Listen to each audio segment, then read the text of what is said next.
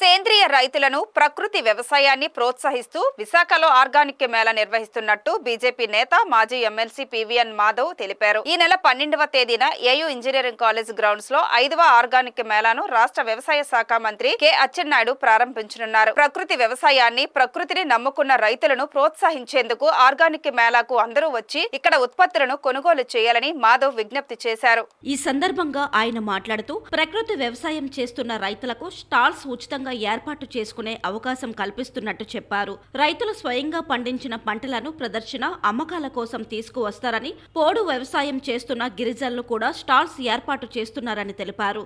రైతులకు ప్రోత్సాహంగా ఉచితంగా విత్తనాలను అందిస్తున్నామని, అదేవిధంగా వైద్య శిబిరం ఏర్పాటు చేస్తున్నామని వివరించారు. విశాఖలో ఆర్గానిక్ వ్యాపారం దినదినాభివృద్ధి చెందుతుందని, వారిని ప్రోత్సహించేలా చర్యలు తీసుకుంటున్నామని అన్నారు. రికార్డు స్థాయిలో ఈ ఆర్గానిక్ మేళాలో 300 స్టాల్స్ ఏర్పాటు చేస్తున్నట్టు చెప్పారు. ఏదైతే విశాఖపట్నం 5వ ఆర్గానిక్ మేళా ఎల్లుండ ప్రారంభం కాబోతుంది. 12, 13, 14, 15 ఆ 5 వెర్షన్స్ యొక్క ఆర్గానిక్ మేళా మీ అందరూ చూశారు. అత్యంత విజయవంతంగా నడిచి కేవలం విశాఖపట్నమే కాకుండా ఉత్తరాంధ్ర సంబంధించిన ప్రజలందరూ కూడా అనేక మంది వ్యవసాయాన్ని వాళ్ళ ప్రవృత్తిగా తీసుకునే విధంగా, అలాగే వ్యవసాయదారుల్ని గౌరవించే విధంగా ఈ యొక్క మేళా ఉండటం జరిగింది. ఈ మేళాలో రైతులు ఎవరైతే ప్రకృతి వ్యవసాయం చేస్తున్నారో వాళ్ళందరినీ కూడా ఆహ్వానించడం జరుగుతుంది.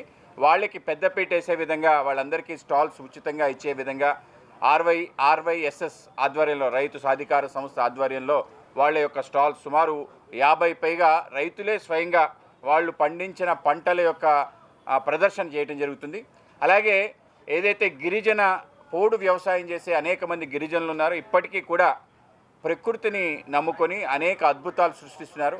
ఏదైతే మన యొక్క విత్తనాలు ఉన్నాయో ఆ విత్తనాలు సేంద్రియమైనవి, నేటివ్ ఏవైతే ఉన్నాయో మన దేశానికి సంబంధించిన వాటి యొక్క ప్రదర్శన కూడా ఉంటుంది. వాళ్ళందరూ కూడా ఆ యొక్క సీడ్స్ని ఇవ్వటం జరుగుతుంది.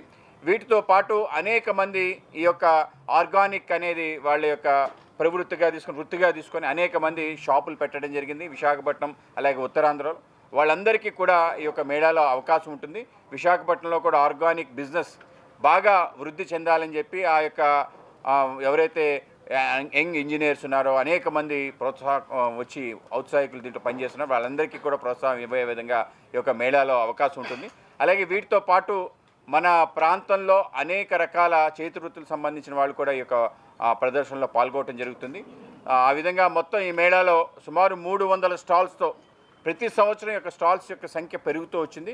ఈసారి రికార్డ్ బ్రేకింగ్, దేశంలోనే ఎక్కడా జరగని విధంగా ఈ యొక్క మేళాలో 300 స్టాల్స్ జరుగుతున్నాయి. అత్యంత ఎక్కువగా జరిగింది ఆర్గానిక్ మేళా బెంగళూరు అని చెప్తారు.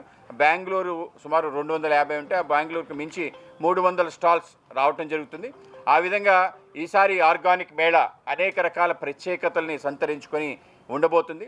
అందరికీ కూడా ఆహ్వానం, ఈ యొక్క మేళాకి రండి. ఎవరైతే ప్రకృతి వ్యవసాయం చేస్తున్నారో వాళ్ళందరినీ ప్రోత్సహించండి. అటువంటి రైతులందరికీ కూడా అండగా ఉండటం మనందరి కర్తవ్యం.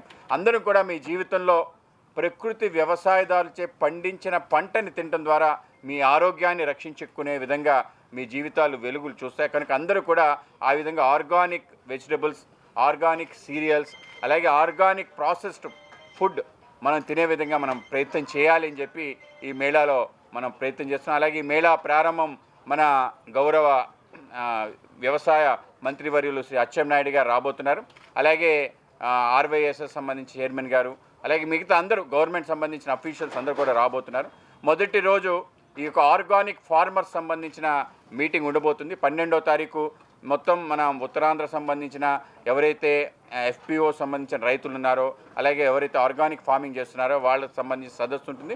వాళ్ళ సాధక బాధకాలు, వాళ్ళకి సంబంధించిన ఎటువంటి ప్రోత్సాహాలు జెడ్బీఎన్ఎఫ్ కేంద్ర ప్రభుత్వం తీసుకోవడం జరిగింది. రాష్ట్ర ప్రభుత్వం కూడా దాన్ని ఎంకరేజ్ చేస్తుంది.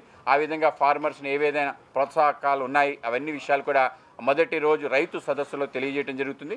రెండో రోజు ఏదైతే మనకి అత్యంత ఈ దేశానికి, ప్రపంచానికి అందించిన అత్యంత విలువైన విషయం ఆరోగ్యం మన చేతుల్లో అనే కార్యక్రమాన్ని తీసుకోవడం జరుగుతుంది.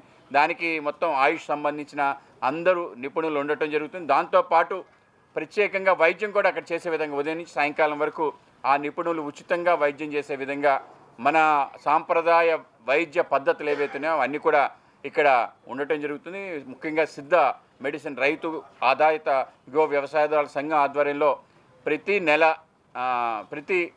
నెల కూడా ఆదివారం